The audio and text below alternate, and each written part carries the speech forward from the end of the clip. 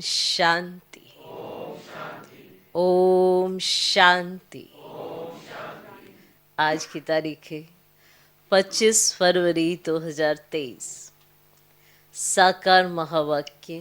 बाबा कहते मीठे बच्चे, श्री श्री की श्रेष्ठ मत पर चलने से ही तुम नर से श्री नारायण बनेंगे। श्री श्री की श्रेष्ठ मत पर चलने से ही तुम नर से श्री नारायण बनेंगे। श्री श्री की श्रेष्ठ मत। निश्चय में ही विजय है।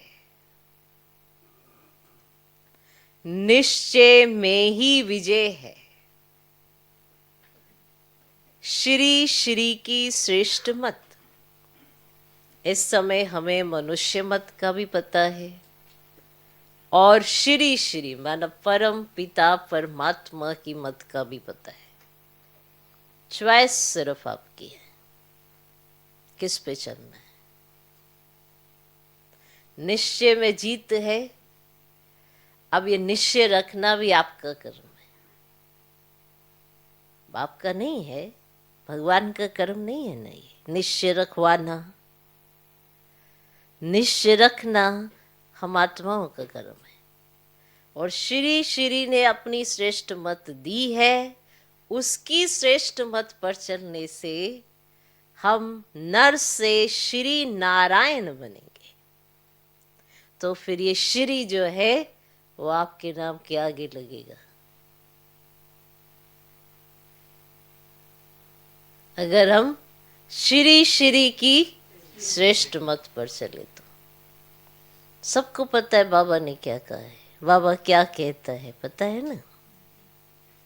उस मत पर कैसे चलना है ये भी बताता है।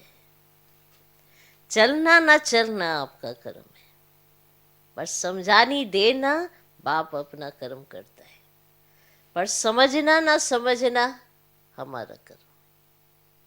तो ये भी पता होना चाहिए कि मनुष्य आत्मा क्या करती है और परम पिता परमात्मा क्या करते हैं। हम मनुष्य आत्माएं अपने कर्म को भी बाप पे डाल देती है कि ये आपका ही किया है, आपने ही ऐसा करना है। वो उनका कर्म नहीं है। उन्होंने मत देनी है, उन्होंने समझाना है। समझना ना समझना ये हमारा कर्म है। जिसके आधार पर ही तो श्री नारायण बनेंगे। अभी नर है, फिर श्री नारायण बनेंगे। अब निश्चय हो गया तो जीत आपकी। संशय से जीत नहीं है।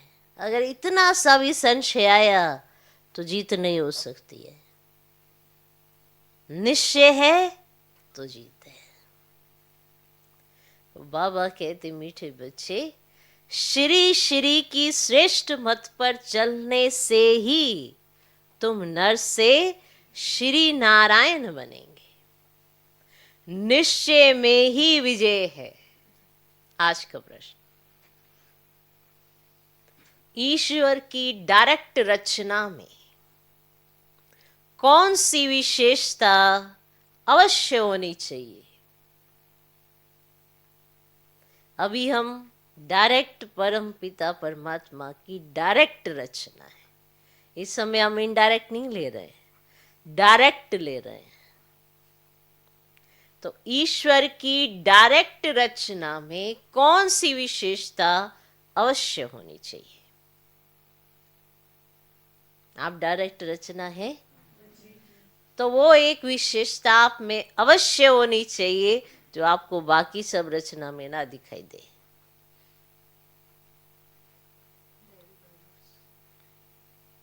और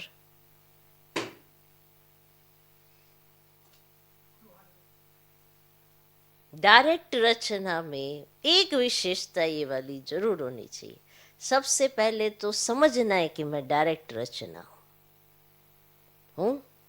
संगम पर मैं डायरेक्ट रचना हूँ। तो इससे कम तो सहज हो जाता है। उत्तर है सदा हर्षित रहने की। देखो, हर्षित कौन रह सकता है? जिसको नशा है कि मैं किसकी संतान हूँ, मेरा पिता कौन है, क्या मुझे देने आए हैं। जिसको ये नशा है वही हर्षित रह सकता है ना। जिसके पास कोई अफसोस वाली बात है, कोई दुख का कारण है, वो कैसे हर्षित रहेगा? उसको बीच बीच में बार बार याद दिलाना पड़ता है, तुम कौन हो, किसकी संतान हो, क्या तुम्हें करना चाहिए, क्या तुम्हें नहीं करना चाहिए। बार बार उसको नशा दिलाना पड़ता है। तो अगर याद रहे मैं डायरेक्ट रचना हूँ, तो ये विशेषता आपकी अपनी, सदा हर्षित रहने। ईश्वर की रचना के मुख से सदैव ज्ञान रतन निकलते रहेंगे।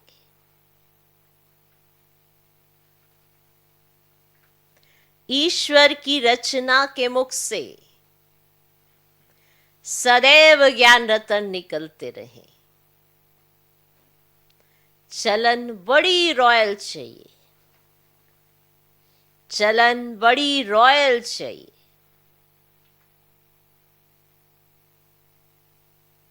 बाप का नाम बदनाम करने वाली चलन ना हो, बाप का नाम बदनाम करने वाली चलन ना हो। रोना, लड़ना झगड़ना, उल्टा सुल्टा खाना, ये ईश्वरीय संतान के लक्षण नहीं। रोना, लड़ना झगड़ना, उल्टा सुल्टा खाना, ये ईश्वरीय संतान के लक्षण नहीं। ईश्वर की संतान कहलाने वाले अगर रोते हैं, ईश्वर की संतान कहलाने वाले अगर रोते हैं, कोई अकर्तव्य करते हैं, तो बाप की इज्जत गवाते हैं। ईश्वर की संतान कहलाने वाले अगर रोते हैं, कोई अकर्तव्य करते हैं, तो बाप की इज्जत गवाते हैं। इसीलिए बच्चों को बहुत बहुत संभाल करनी है। इसीलिए बच्चों को बहुत बहुत संभाल करनी है। सदा ईश्वरीय नशे में हर्षित मुख रहना है। सदा ईश्वरीय नशे में हर्षित मुख रहना है। ओके? तो ईश्वर की डायरेक्ट रचना में कौन सी विशेषता अवश्य होनी चाहिए? सदा हर्षित रहने की। ईश्वर की रचना के मुख से सदैव ज्ञान रतन निकलते रहे। चलन बड़ी रॉयल चाहिए। बाप का नाम बदनाम करने वाली चलन ना हो। रोना, लड़ना झगड़ना, उल्टा सुल्टा खाना, ये ईश्वरीय संतान के लक्षण नहीं। ईश्वर की संतान कहलाने वाले अगर रोते हैं, कोई अकर्तव्य करते हैं, तो बाप की इज्जत गवाते हैं। इसीलिए बच्चों को बहुत बहुत संभाल करनी है। सदा ईश्वरीय नशे में हर्षित मुख रहना है। ओके? ओम शांति। बच्चों का मुखड़ा देखना पड़ता है। बच्चे बैठे हैं तो बच्चों का मुखड़ा देखना पड़ता है। ये कोई साधु संत नहीं, बाप दादा और बच्चे हैं। अब इसको कहा जाता है ईश्वरीय कुटुंब परिवार। ईश्वर यानी परम पिता, जिनका बचा है ये ब्रह्मा, फिर तुम हो ब्रह्मा कुमार कुमारियाँ। अब ये वह है ना वर्ल्ड का फादर। तो यूँ सारी दुनिया के 3 फादर तो होते ही है। एक निराकार बाप, दूसरा प्रजापिता ब्रह्मा, और तीसरा फिर लौकिक बाप। परंतु यह किसी को पता भी नहीं है। अब चित्र आदि भी बनाते लेकिन जानते नहीं कि कब आई थी। शिव का भी चित्र है, ब्रह्मा विष्णु शंकर का भी चित्र है, परंतु वे क्या पाठ बजाते हैं, उन्हों का नाम क्यों गाया जाता है, ये कोई भी नहीं जानते। तो बल बहुत पड़े हुए हैं, लाखों की संख्या लेक्चर सुनने जाती है, परंतु तुम बच्चों के आगे जैसे कुछ भी नहीं जानते, तो बिल्कुल ही तुच्छ बुद्धि है। तो तुम्हारे आगे तो वो बिल्कुल ही तुच्छ बुद्धि है। तो बाबा आकर तुमको स्वच्छ बुद्धि बनाते हैं, तुम सब कुछ जानते हो ना। तो ऊंचते ऊंच बाप है। अब नई रचना रच रहे हैं, नई दुनिया में नई रचना चाहिए ना। अब नई दुनिया होगी तो नई रचना चाहिए ना। अब गांधी जी भी कहते थे नई दुनिया नया राज्य चाहिए। अब भारत ही है जिसमें एक राज्य सतयुग में होता है, सिर्फ सूर्यवंशी लक्ष्मी नारायण का राज्य होता है, फिर चंद्रवंशी का राज्य होता है, तो सूर्यवंशी प्राय लोप हो जाते हैं। अच्छा, फिर कहा जाता है चंद्रवंशी राज्य। हाँ, वे जानते हैं कि लक्ष्मी नारायण होकर के गए। सुना, विशेष पॉइंट है। चंद्रवंशियों को पता रहेगा कि ये सूर्यवंशी होकर के गए, सूर्यवंशियों को नहीं पता रहेगा कि आगे चंद्रवंशी आने वाले। समझा? चंद्रवंशियों को पता रहेगा ये सूर्यवंशी होकर के गए। फिर कहा जाता है, देखो कितनी वंडरफुल बात है, परंतु कहलाएंगे राम सीता का राज्य। तो ब्रह्मा कोई क्रिएटर नहीं है, रचयिता एक बाप है। और शिव बाबा रचता आते हैं ना, रचता आते हैं ना, शिव बाबा रचता है, आकर बतलाते हैं कि मैं कैसे नई रचना रच रहा हूँ, और ब्रह्मा द्वारा तुम ब्राह्मणों को रच रहा हूँ, तो बाप से जरूर वर्षा मिलना चाहिए। अब यह थोड़ी सी बात भी कोई समझ जाए तो 21 जन्मों के लिए ओहो सौभाग्य। समझ आ गई? तो अहो सौभाग्य आगे समझ आ गई तो तुम्हारा कभी भी दुखी व विधवा नहीं होंगे। तो यह किसकी बुद्धि में पूरा नशा ही नहीं है वो तो सहज। अच्छा, गीत बजाओ, तकदीर जगा कर आई। ओम शांति। तुम आते हो इस पाठशाला में, किसकी पाठशाला है? श्रीमद् भगवत की पाठशाला। फिर उनका नाम गीता रख दिया है। अब श्रीमत श्रेष्ठ ते श्रेष्ठ परमात्मा की है, वे अपने बच्चों को श्रेष्ठ मत दे रहे हैं। आगे तो तुम रावण की आसुरी मत पर चलते आए हो, अब ईश्वर बाप की मत मिलती है। मैं सिर्फ तुम्हारा बाप नहीं हूँ, सिर्फ तुम्हारा बाप नहीं हूँ, तुम्हारा बाप भी हूँ, टीचर भी हूँ, सतगुरु भी हूँ। जो हमारे बनते हैं ना, कहते हैं शिव बाबा ब्रह्मा मुख द्वारा हम आपके बन गए, प्रतिज्ञा करते हैं मैं आपकी हूँ, करते हैं क्या? मैं आपकी हूँ, आपकी रहूंगी। तो बाबा भी कहते हैं तुम हमारे हो और तुम हमारे हो। अब मेरी मत पर चलना, श्रीमत पर चलने से तुम सो श्रेष्ठ लक्ष्मी नारायण बन जाएंगे, गारंटी है। कल्प पहले भी तुमको नर से नारायण, नारी से लक्ष्मी बनाया था, ऐसा कोई मनुष्य कह ही न सके, किसको कहने आएगा ही नहीं। तो ये बाप ही कहते मेरे बच्चे मैं तुमको राजयोग सिखलाकर फिर से स्वर्ग का मालिक बनाता हूँ। सतयुग है अल्लाह की दुनिया, अल्लाह की दुनिया, कितना अच्छा टाइटल है सतयुग के लिए। ये जो दूसरे भाई है ना उनको सुनाने के लिए अच्छा है। सतयुग है अल्लाह की दुनिया, भगवती भगवान को अल्लाह कहेंगे। इस समय सब उल्टे लटके हुए हैं, ची लाकर टूंगा लगाती है ना, उल्टा जो चीज लटक जाती है उस पर टूंगा लगाती है। अब यहाँ भी माया टूंगा लगा देती है, दुखी होते रहते हैं। अब तुम सुलटे हो गए हो ना तो वो टूंगा नहीं मार सकते। टूंगा समझते हो, ऐसे चील अपने मुंह से टूंगा।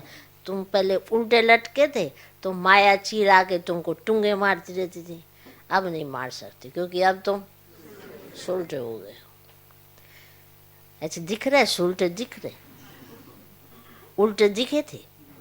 अच्छा, अभी उल्टे हो सिलटे हो। अच्छा, तो यहाँ भी माया टूंगा लगा देती है, दुखी होते रहते। अभी बाप कहते तुमको इन दुखों से विषय सागर से क्षीर सागर में ले चलते। अब क्षीर सागर तो कोई है नहीं, कह देते विष्णु सूक्ष्म वतन में क्षीर सागर में रहते हैं। ये अक्षर महिमा के हैं।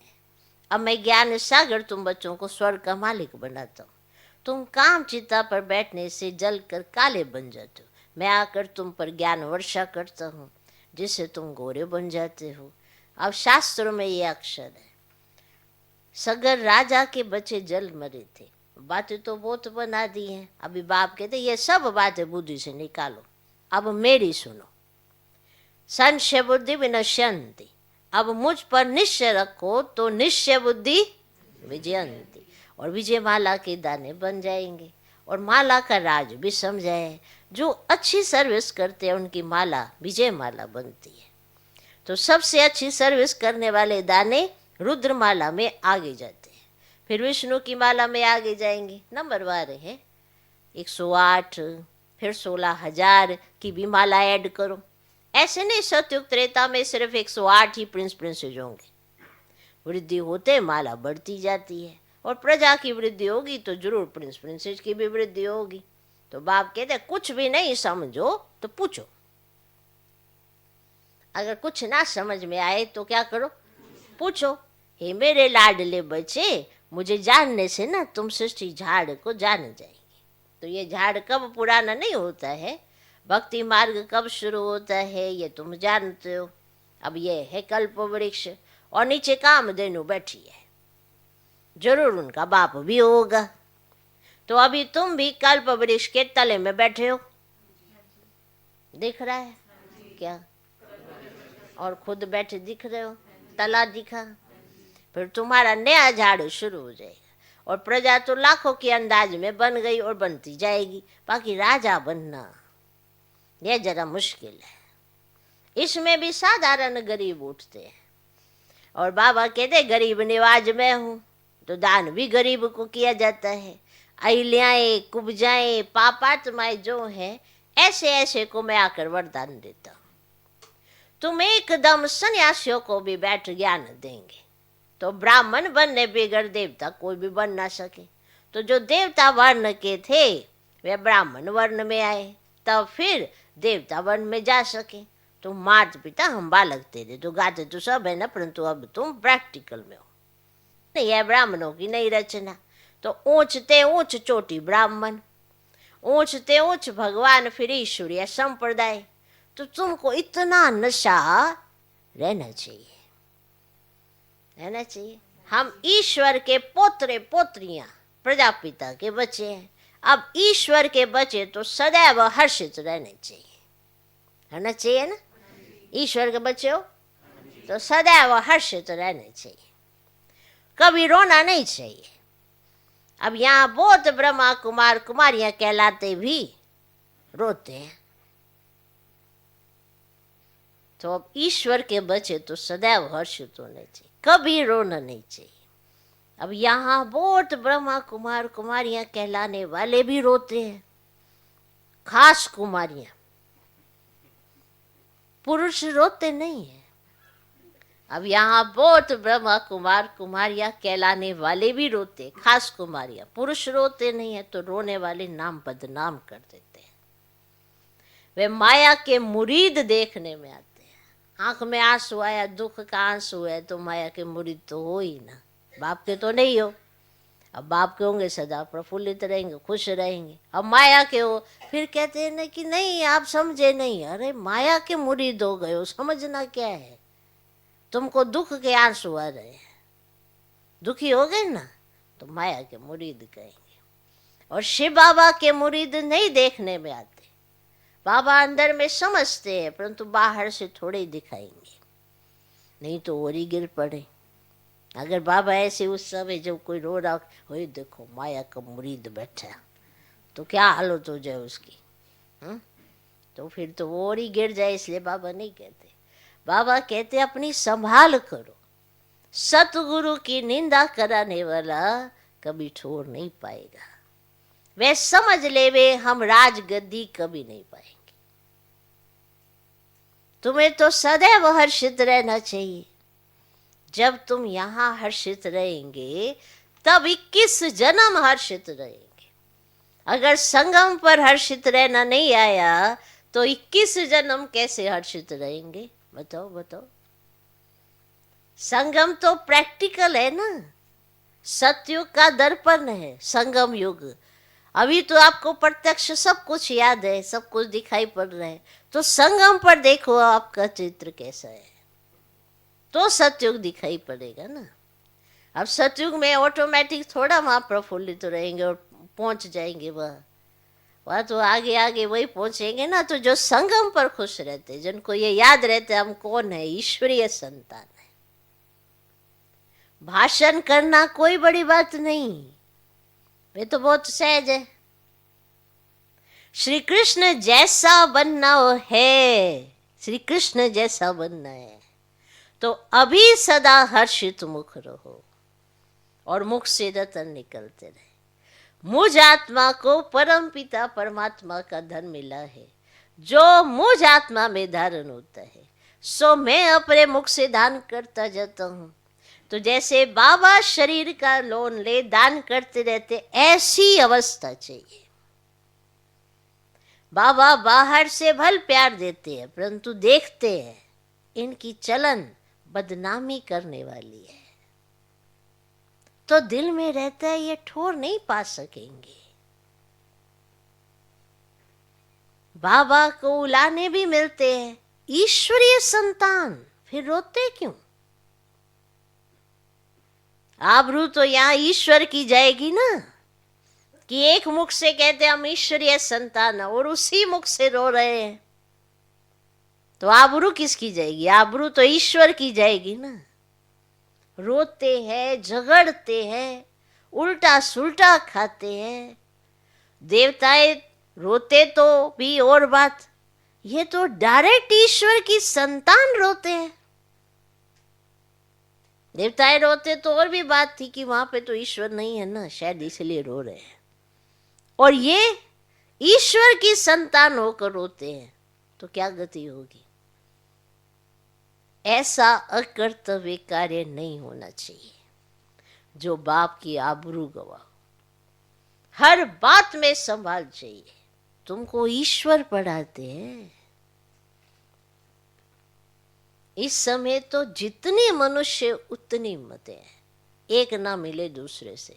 तो बाप समझाते, या तुम बैठे हो अपनी ऊंच से ऊंच तकदीर बनाने, ऊंच तकदीर सिवाय परमात्मा की और कोई बना ना सके। सत्युग की सृष्टि के आदि में है लक्ष्मी नारायण, ये तो भगवान ही रचते हैं। उसने लक्ष्मी नारायण को राज्य कैसे दिया? भगवान ने कैसे दिया राज्य उनको?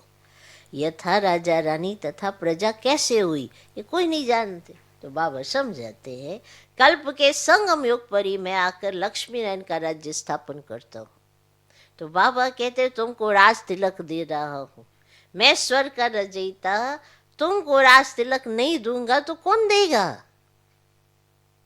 अब कहते हैं ना, तुलसीदास चंदन घिसे, तो ये यहाँ की बात है। वास्तव में राम शिव बाबा है। चंदन घिसने की बात नहीं है, अंदर बुद्धि में बाप को और वर्षे को याद करो, मायापुरी को भूलो, इनमें अथाह दुख है, ये कब्रिस्तान है। मीठे बाबा और मीठे सुखधाम को याद करो।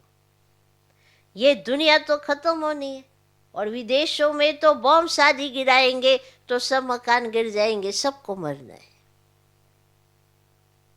कीचड़ पट्टी खलास होनी है, और देवताएं कीचड़ पट्टी में नहीं रहते हैं। लक्ष्मी का आह्वान करते हैं तो सफाई आदि करते हैं ना। अब लक्ष्मी नारायण आएंगे तो सारी सृष्टि साफ हो जाएगी और सब खंड खत्म हो जाएंगे। फिर देवताएं आएंगे, वे आकर अपने महल बनाएंगे। बॉम्बे इतनी थी नहीं जितनी आज है, गावड़ा था, और अब देखो क्या बन गया है। तो फिर ऐसा होगा और खंड नहीं रहेंगे। सतयुग में खारे पानी पर गांव नहीं होते हैं। माना समुंदर खारा होते हैं तो वहां गांव नहीं होंगे। समझा? नहीं समझा? सतयुग में खारे पानी पर गाँव नहीं होती। ये भारत का नक्शा देखा है? दिख रहा है? उसको ऐसे देखो, ऐसे कर, इधर इधर क्या है? पानी है ना, समुंदर है ना। सतयुग में ये नहीं होंगे। खारे पानी पर गाँव नहीं होते, मीठी नदियों पर होते हैं। फिर धीरे धीरे वृद्धि को पाते हैं। मद्रास शादी होते ही नहीं, मद्रास नहीं होगा। वृंदावन, गोकुल आदि नदियों पर रहते हैं। बैकुंठ के महल ये वहां दिखाते हैं। तुम जानते हो हम यहाँ आए हैं नर से नारायण बनने। सिर्फ मनुष्य से देवता भी नहीं कहो। देवताओं की तो राजधानी है ना, हम आए हैं राज्य लेने। अब इसको कहा जाता है राजयोग। ये कोई प्रजा योग नहीं है। हम पुरुषार्थ करके बाप से सूर्यवंशी राज्य लेंगे। बच्चों से रोज पूछना चाहिए कि कोई भूल चूक तो नहीं की, किसको दुख तो नहीं दिया, डिस सर्विस तो नहीं की।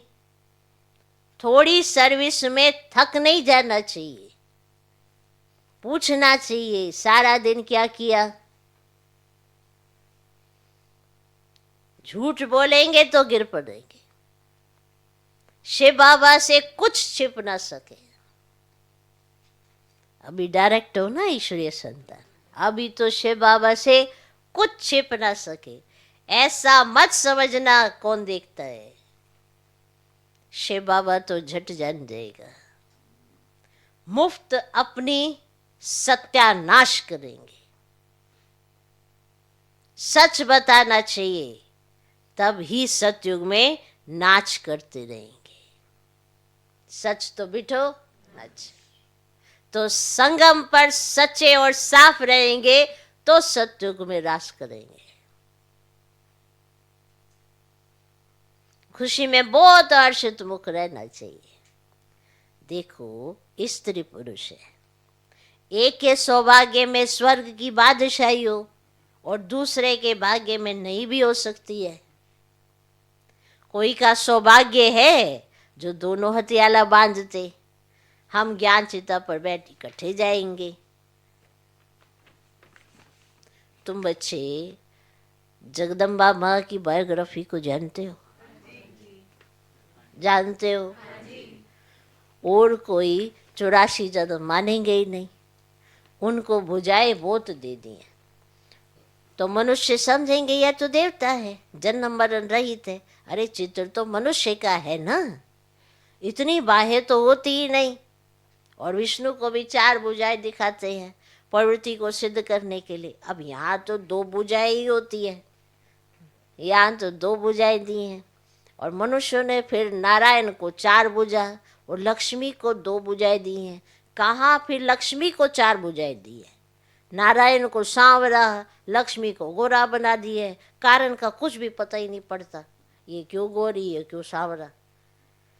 तुम अभी जानते हो देवताएं जो गोरे थे, द्वापर में आकर जब कामचिता पर बैठते हैं तो आत्मा काली बन जाती है। फिर बाप आकर उन्हें काले से गोरा बनाते हैं। अच्छा, मीठे मीठे सिकिले दे बच्चों प्रति माता पिता बाप दादा का याद प्यार और गुड मॉर्निंग। रूहानी बाप की रूहानी बच्चों को नमस्ते। हम रूहानी बच्चों की भी रूहानी बाप को नमस्ते नमस्ते नमस्ते। Good morning good morning good morning. धारणा के लिए मुख्य सार, पहला पॉइंट, मीठे बाबा और मीठे सुखदाम को याद करना है। मीठे बाबा और मीठे सुखधाम को याद करना है। इस मायापुरी को बुद्धि से भूल जाना है। इस मायापुरी को बुद्धि से भूल जाना है।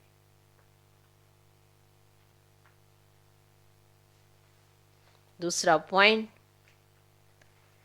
सर्विस में कभी थकना नहीं है। सर्विस में कभी थकना नहीं है।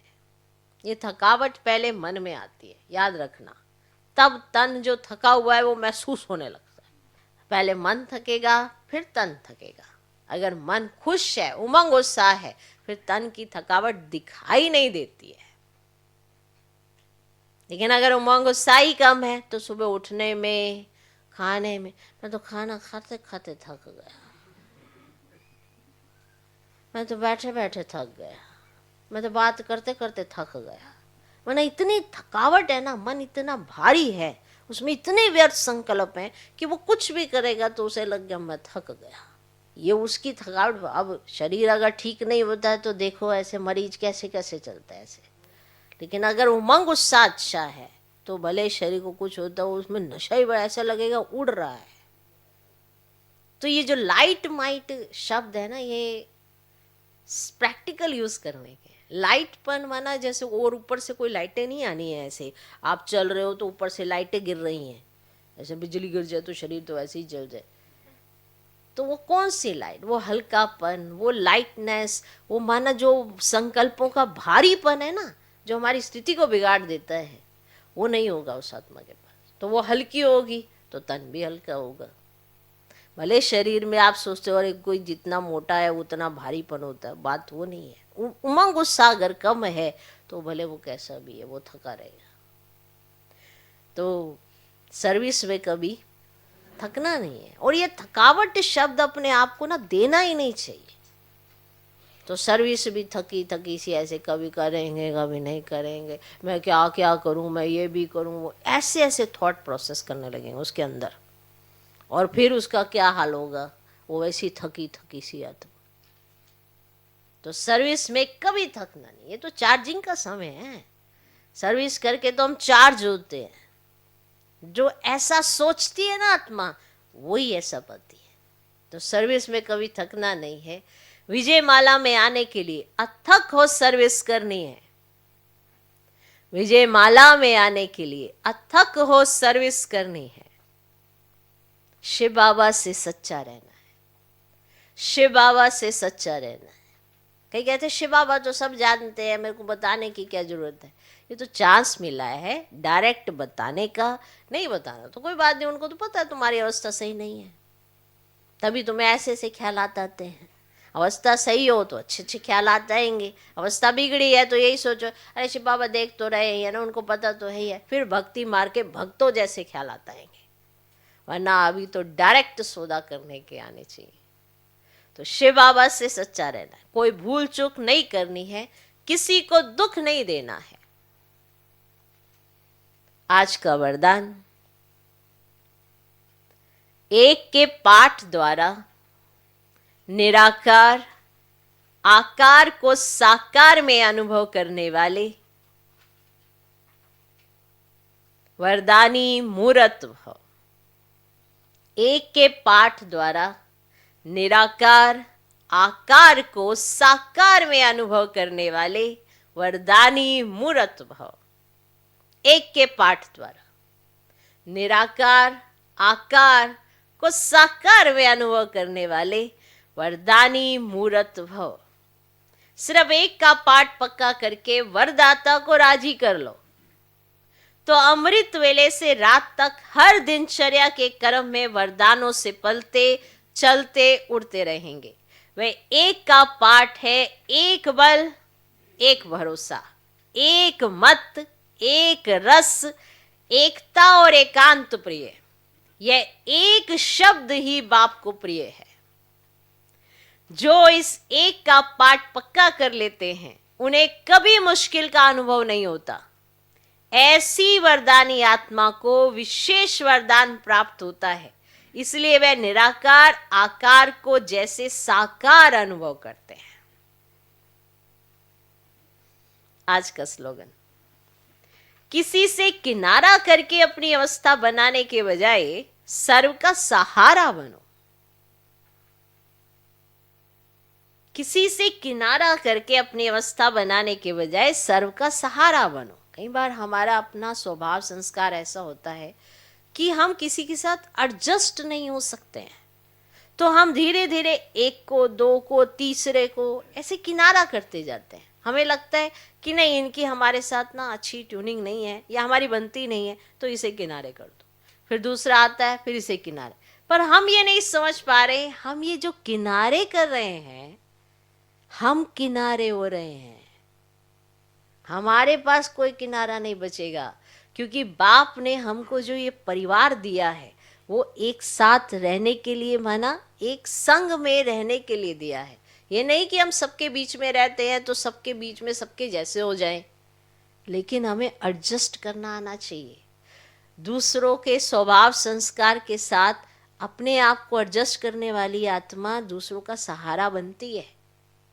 उसको देख कह सकते हैं कि सबके साथ कैसे बनती है, उसकी सबके साथ कैसे बन जाती है, क्योंकि वो हर समय अपने बाप की तरफ देखती है। ये नहीं कि उसका स्वभाव संस्कार ऐसा है तो इसको छोड़ दो, फिर उसका स्वभाव संस्कार है इसको छोड़ दो। ऐसे किस किस को छोड़ेंगे? परिवार का मतलब क्या होता है? सबका संस्कार अलग होगा, सबका स्वभाव अलग होगा, सब आत्माएं अलग हैं इस पूरे विश्व के अंदर।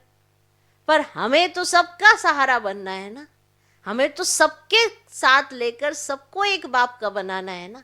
तो किनारा थोड़े करना है कि हम तो बस ये, तो इससे तो हमारी बनती नहीं है, इसे तो किनारा कर लो, फिर हम अपनी अवस्था बना लेंगे। बस इसको बुद्धि से निकालो, फिर हमारी अवस्था बन जाएगी। अवस्था हमारी एक बाप के साथ रहने से बनती है, किनारा करने से नहीं। तो ही हम सर्व का सहारा बन सकते हैं। तो सहारा देने वाला बाप है। आपको तो सिर्फ बाप के साथ रहना है, किसी से किनारा करके अपनी अवस्था नहीं बनानी है, सबका सहारा बनना है, सबको एक बाप से मिलाना है। तो किसी से किनारा करके अपनी अवस्था बनाने के बजाय सर्व का सहारा बनो। ओम शांति।